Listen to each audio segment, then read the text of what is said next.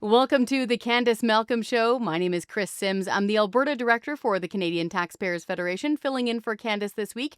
Thank you for making us a part of your day. If you haven't done so yet, make sure you like and subscribe this video and share it with your friends who need a healthy dose of red pills. Okay, lots on the show for you today, and I'm pretty excited about today's guest. We're going to be speaking with national talk show host Ben Mulroney.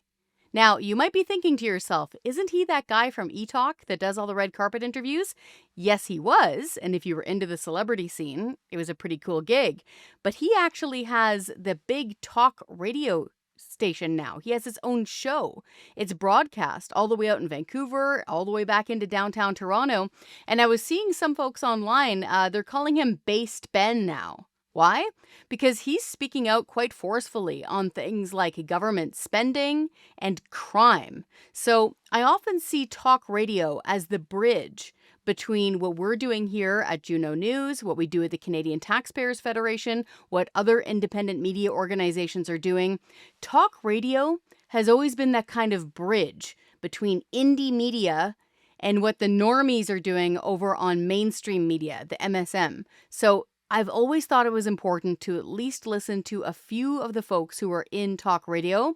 Ben Mulroney is one of those talk show hosts, so we're super happy to be presenting him today. So why are we talking to him? Because, of course, the House of Commons is going to be back up and running next week. So right now, I can just picture it in downtown Ottawa. Staffers are buzzing. They're cleaning up their offices because the boss is coming back. They're getting their briefing papers ready. They're getting raring to go for a fall session of Parliament. They're getting ready for the House of Commons question period, committees, all of the fun stuff because the circus is going to come back into town. And it was interesting. We got a little bit of a sneak peek. We've seen Conservative leader Pierre Poilievre, now that he's secured his seat in Battle River Crowfoot. We've seen him on camera much more often the past few days. And he was in Brampton, Ontario, just a few minutes ago, making his announcement about what his government would do if he were prime minister when it comes to things like purchasing houses and taxes. Listen to this. Axe the federal sales tax for all home buyers, not just first-time home buyers, and for homes up to $1.3 million. 2, axe the capital gains tax on any monies reinvested in home building. So if a business or an individual sells an asset, they enjoy a capital gain, but they reinvest it in home building, there should be no capital gains tax. This will cause a building boom right across the country. So once again, that was Conservative Party leader and leader of the opposition, Pierre Poilievre, who was in Brampton, Ontario, making what I would call a re-announcement from his earlier election platform, reiterating that his party would reduce taxes on the purchasing and the sales of homes. Now, interestingly, I have noticed a bit of a tone change coming from Poilievre when it comes to the size of government. So what role will the size of the bureaucracy play once the House of Commons comes back in? Because, of course, now his riding is no longer right next to the capital. It's out here in Alberta, and it's about as dark blue as you can get. So will the Conservatives start going hammer and tong after the size and cost of government? We at the Canadian Taxpayers Federation certainly hope so, because we'll put it this way. If the bureaucracy had stayed in line with the growth of the Canadian population, meaning if bureaucrats hadn't just ballooned under former Prime Minister Justin Trudeau, if it had kept pace with population growth, we'd be saving $7 billion a year. Yeah, it's an astonishing amount of money. Speaking of astonishing and accountability, crime. Crime is definitely going to be one of those big factors that not just the opposition party are going to be raising. I've noticed now in the mainstream media, people are talking about it an awful lot more because we've got some pretty awful headlines coming out of places like Ontario and frankly in other locations across Canada, which raises the issue of accountability. Really, who does the buck stop with? If we keep on hearing about repeat offenders and catch and released and a huge cost to the justice system, but it's the same characters that are doing these things over and over again. Who ultimately is responsible for making those changes? Now, for anyone who wants to hear about what's actually happening on the ground and how people are feeling, I would strongly recommend tuning in to local talk radio when you can, because then you get first-person accounts and you get a really good ear for how people are feeling on the ground.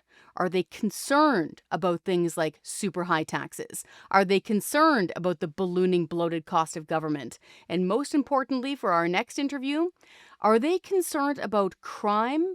And how can an average person actually get accountability when it comes to things like crime and justice? Let's find out.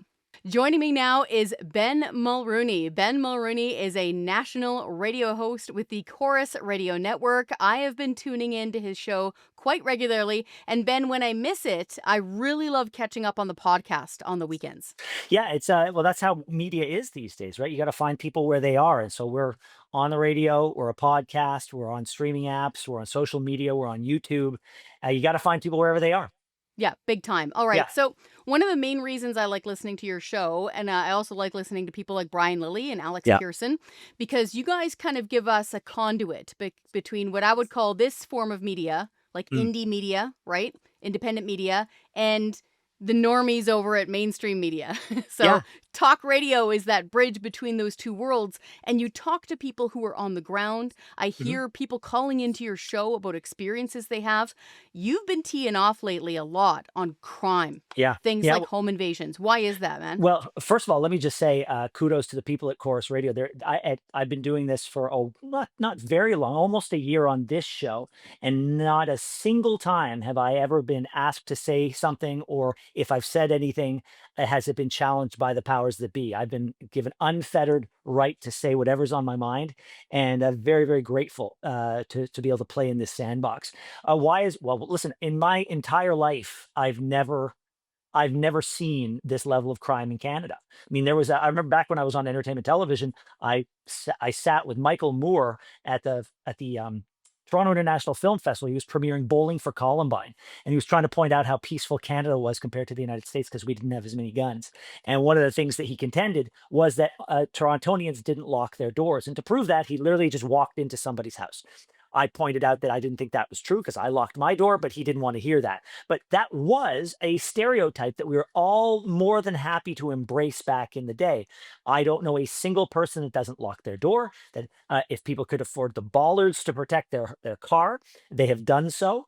And we're living in a time where it does not feel safe, whether or not that's an accurate representation, because there are people who push back on me saying, oh, crime is down. Okay, I don't care if crime is down relative to the way it was 20 years ago. Crime is up, and people are panicked, and people are scared, and people are looking at their neighbors as if they might have ill will in their heart, and that is not how we used to do things. And so I've been accused of rage farming. I think in the world we're living in, a little bit of rage is worth it. If you are not rageful against what has happened to the country, then you're part of the problem. I wanted to play a clip here because it really rang bells across Canada, and I'm sure you've heard it many times. It is from the York region, and it's a police officer saying what you should do if someone breaks into your home. Let's listen.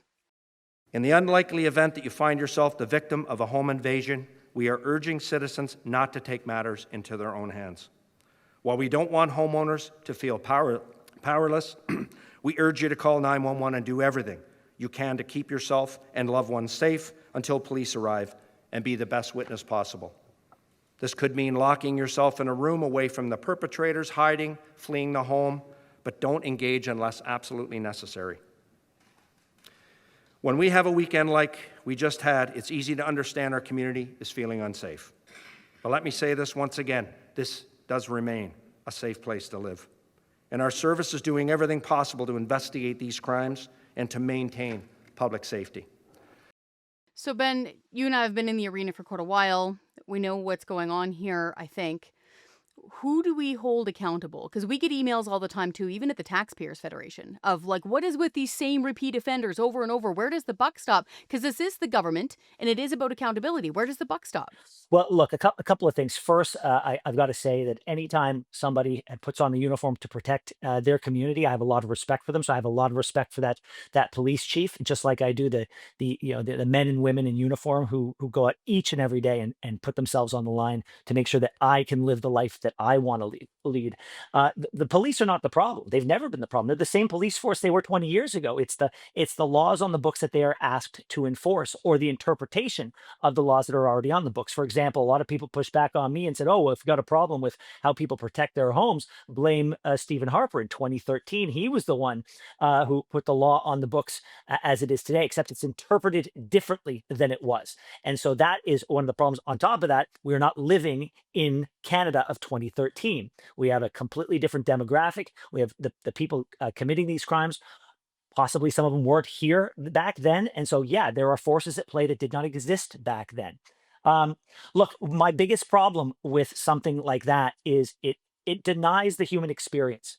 To ask you to keep your composure in your home. Look, if I'm walking down the street and somebody shows up with a knife and says, "Give me your wallet," yeah, take my wallet. That doesn't matter as much as my life. That makes sense.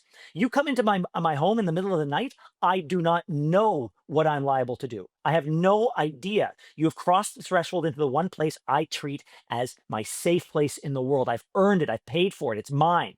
And so that's why I'm a proponent of at least exploring the idea of this castle legislation that Pierre Poilievre is putting forth, because it recognizes human nature.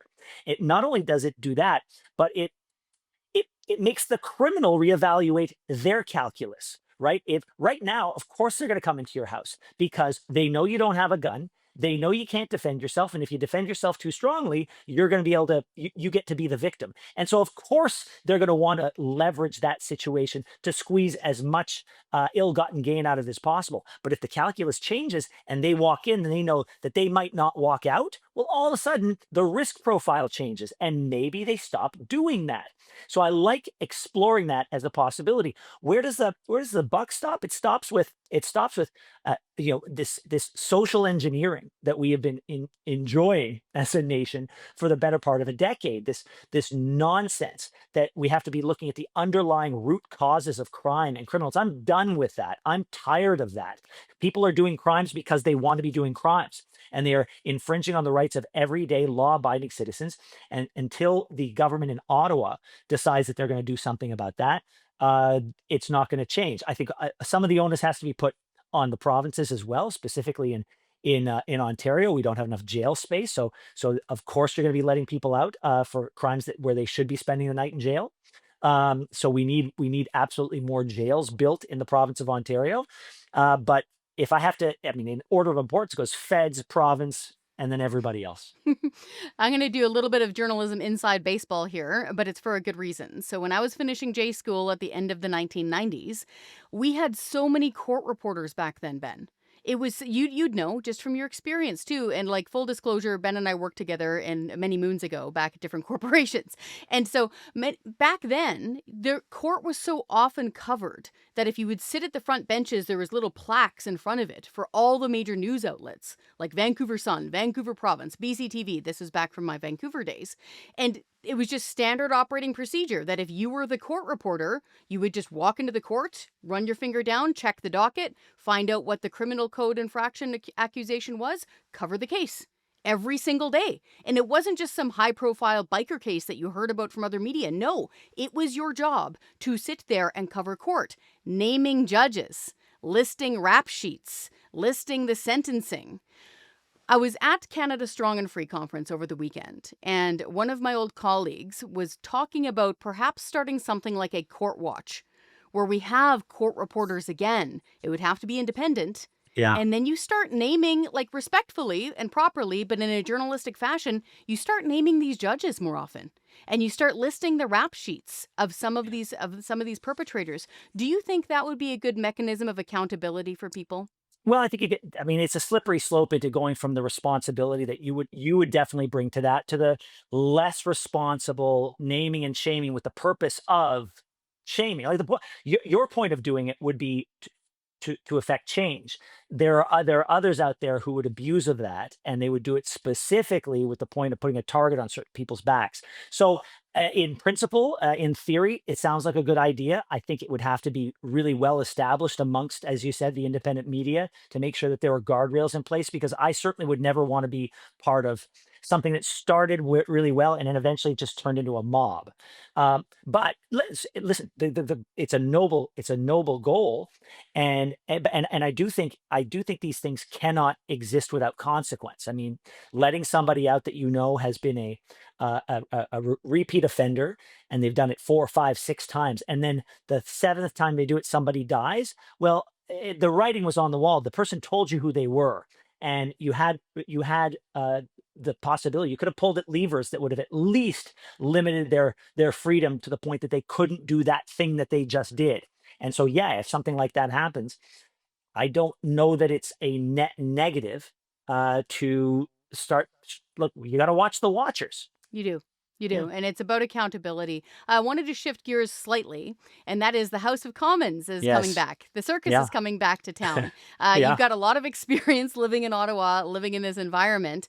Do you think crime is going to be one of the top issues? Do you think we're going to fall back to affordability? Because I'm Yeah. shocked I'm sure you read the same report, the MNP report, where they Mm. ask people, like, how are you doing financially? Yeah. And Ben, it's always around 50% of people are within $200 every Yeah. month Yeah. of not being able to make basic bill payments. It's Yeah. wild. Yeah. Well, look, I'm not. I promised my listeners that I wasn't going to prosecute the last election. Canadians spoke. They made their decision. I personally thought it was the wrong decision, but I've now moved on to the here and now. That being said, I think a lot of people are viewing the fear of Donald Trump as something that is receding, and therefore all of those things that were important to them before the specter of the big bad orange man was raised, those things are rising in importance again. And so I think in a lot of ways we are reestablishing that what was important and what is now important again. So I think those things that were of benefit to Pierre Poilievre at a time where he didn't need it, and he needed it during the election, those are becoming important again. So, as the leader of the opposition, I have no doubt that he is going to be beating that drum, hopefully differently, hopefully in a way to show people that he's learnt from the loss. But I think affordability, crime, absolutely are two things that are going to be things that he's going to try to highlight. And this government, in an attempt to demonstrate that they are the agent of change, even though they are the agent of change for a government that they are essentially of the same government. I think it would be incumbent upon them to take immediate steps on these things. And look, we've got a prime minister who's been more than willing to cast aside defining aspects of this previous government. One that is this important, crime, should be a no-brainer layup. I can't help it. I have to ask you a couple palace intrigue questions. You sure? So we saw Mark Carney, who I will remind people, like, literally wrote a book about Yeah. how much he loves carbon taxes. Yeah. Credit where it's due. He got rid of the consumer carbon tax. That's Yeah. why gas is about 20 cents cheaper per liter. Now, we know Yeah. he's cooking up a big industrial one, but as of right now, he did get rid Yeah. of it. And he's climbing out of the EV mandate tree. Yeah. Like, slowly, but he's doing it. So I got to ask you, I'm watching it pretty closely.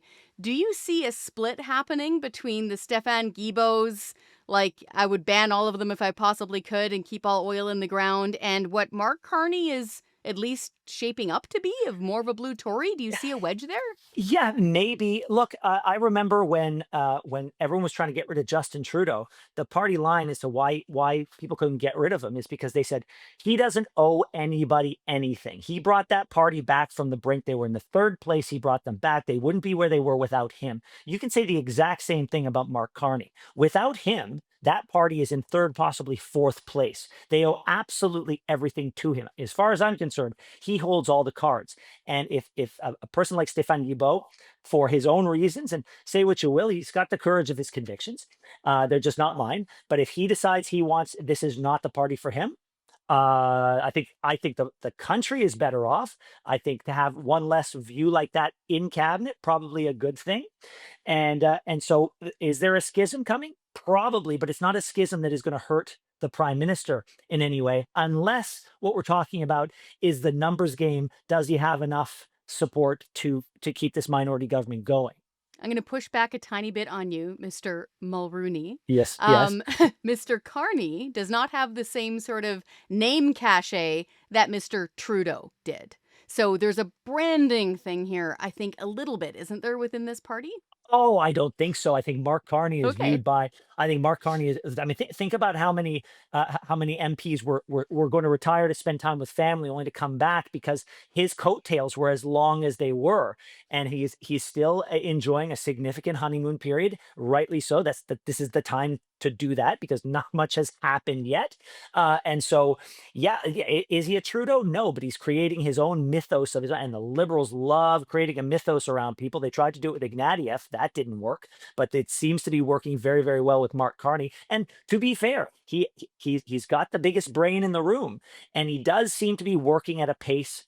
Look, I don't know about you, Chris, but I do not envy anyone in a position of power right now, given how many intersecting crises we have and they have to deal with. I mean, you can't deal with affordability without dealing with the Chinese tariffs. You can't deal with crime without dealing with immigration, and so on and so on. I'm glad I don't have that job because I have no idea how one would approach it. He does seem to be approaching it by doing a lot of the like front loading his schedule with prep work so that he can then give us something later on. At least that's the optimist in me speaking. But no, I don't think he owes anybody anything. And I think whatever he wants to do, he's going to be able to do. Interesting. I always get a kick out of the folks. It's like, I'm going to go spend time with my family. And here they are. A few months later, they shipped you back. All right. So great stuff here. Now, what comes next for you? I don't know if you want to say on the air, but you've got a big interview lined up, and then you're going to be doing the TV spot for a bit, Yes. correct? So I'm in Winnipeg right now because I'm here as part of my work with B'nai B'rith Canada. I'm a national ambassador, and they're celebrating their 150th anniversary. They're having a gala at the Museum of Human Rights, and the guest of honor is Prime Minister Stephen Harper. We're going to be in conversation on stage tomorrow night, and one of two things is going to happen. I might be able to bring parts of that conversation to the listeners of the Ben Mulroney Show on Thursday, or if I'm lucky, I'm going to have the Prime Minister in studio for a separate conversation. So very excited about that. And on Sunday, people who tune in regularly to West Block, the #1 political conversation show on television, they are going to have a new host, at least temporarily. Mercedes Stevenson is off on mat leave. And so the caretaker role falls to one Ben Mulroney. And I'm very, very proud and very humbled and very excited. And as I said a little bit earlier today, to those people who think that I only have one speed and you think that, oh, the Ben Mulroney from the Ben Mulroney Show can't host that show, I say the person you are at the party on Saturday night is not the person you are in church on Sunday. And so same person, completely different space, completely different role. It's not my show. So I have every intention of honoring that and making sure I hand it back to Mercedes in better shape than I found it. You know, what you said at the outset, and I just have to say, about giving free reign at Chorus Radio, I think that really matters because I spent a long time in mainstream media. And to put it nicely, there's some trust issues now. There's major trust issues now for especially folks who are watching this show. And that's again why I find talk radio shows really good because I think it's building that bridge back. And so good on you for taking on head on some of these really hard topics, and good on your employer for handing you the reins for a major TV show. Good luck. Thank you, Chris. And I look forward to reversing this once again where I can interview you on my show. Anytime. Thanks so much. Bye-bye. Bye-bye. Well, there you have it, folks. Ben Mulroney, of course, the son of the late Prime Minister Brian Mulroney. Again, folks might remember him from eTalk, and I used to work with him back when I was at CTV too. And I must say, when I first tuned into his talk radio show, it was not the same host I was expecting. And so he often tackles things like carbon taxes and freedom of speech and censorship and crime. So if you're into talk radio, it is a national show. And I do think it's important to try to build a bit of a bridge, right? Have a supply line, have a communications line open between our realm here in independent media and advocacy groups like the Canadian Taxpayers Federation, and what's happening over there with the MSM, with mainstream media. And talk radio, especially those who've been in the industry for a long time and have their own podcasts, are given a bit more freedom. And they listen to normal people on the street much more often than you see in the studios in downtown Toronto and Ottawa. So let me know what you think. Let me know in the comments what you thought about that interview. Let me know if you would like to have Ben back as a guest. And most importantly, this is where you hear conversations like this, okay? It isn't very often, frankly, that you'll get one of kind of the stars of a mainstream media to come speak directly to independent media. So I see a bit of a crack of light in the door here. Do you like that? Do you want more conversations happening like this? Let me know in the comments, and head on over to Juno News, because you're going to have conversations here that you can't find anywhere else. Be sure to like and subscribe to this and let all your friends know.